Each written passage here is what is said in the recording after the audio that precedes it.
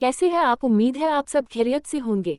आज के इस कहानी के अंदर आपको इस्लामिक स्टोरीज बताने वाला हूँ।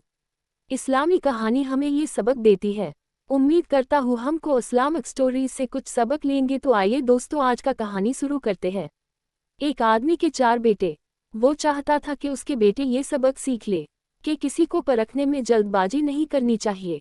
इसलिए इस बात को समझाने के लिए उसने अपने बेटों एक सफ़र पर रवाना करने का फैसला किया और किसी दूर दराज इलाके में नाशपाती का एक दरख्त देखने के लिए भेजा। एक वक्त में एक बेटे को सफ़र पर भेजा के उस दरख्त को देखकर आओ बारी बारी सबका सफ़र शुरू हुआ।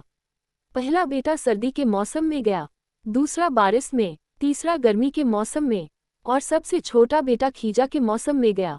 जब सब बेटे अपना अपना सफ़र खत्म करके वापस लौट आए तो उस आदमी ने अपने चारों बेटों को एक साथ बुलाया और सबसे उनके सफ़र की अलग अलग तफसील के बारे में पूछा।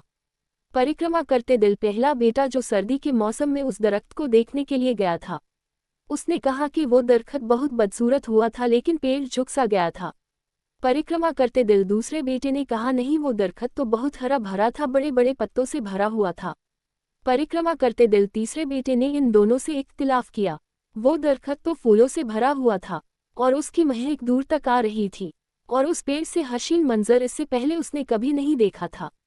परिक्रमा करते दिल अब सबसे छोटे बेटे ने अपने सब बड़े भाइयों से इख्तिलाफ करते हुए कहा कि वो नाशपाती का दरख्त तो फल से लदा हुआ था और उस फल के बोझ से दरख्त जमीन से लगा जिंदगी से भरपूर नजर आ रहा था। ये सब सुनने के बाद उस आदमी ने मुस्कुराकर अपने चारों बेटों की तरफ देखा और कहा, तुम चारों में से कोई भी गलत नहीं कह रहा है। सब अपनी अपनी जगह सही है। बेटे बाप का जवाब सुनकर बहुत हैरान हुए। ये सब किस तरह पॉसिबल है? बाप ने अपनी बात जारी रखते हुए कहा कि इस कहानी से मिलने वाली सीख, तुम किसी भी दरख्त या फिर किसी शख्स को एक मौसम या एक हालत में देखकर कोई फैसला नहीं कर सकते हैं कि किसी भी इंसान को जानने के लिए थोड़ा वक्त लेना जरूरी होता है। इंसान कभी किसी हालत में होता है तो कभी किसी और हालत में। अगर दरख्त को तुमने सर्दी के मौसम में बेरौनक देखा तो इसका मतलब ये नहीं कि इस पर कभी फल नहीं आएगा।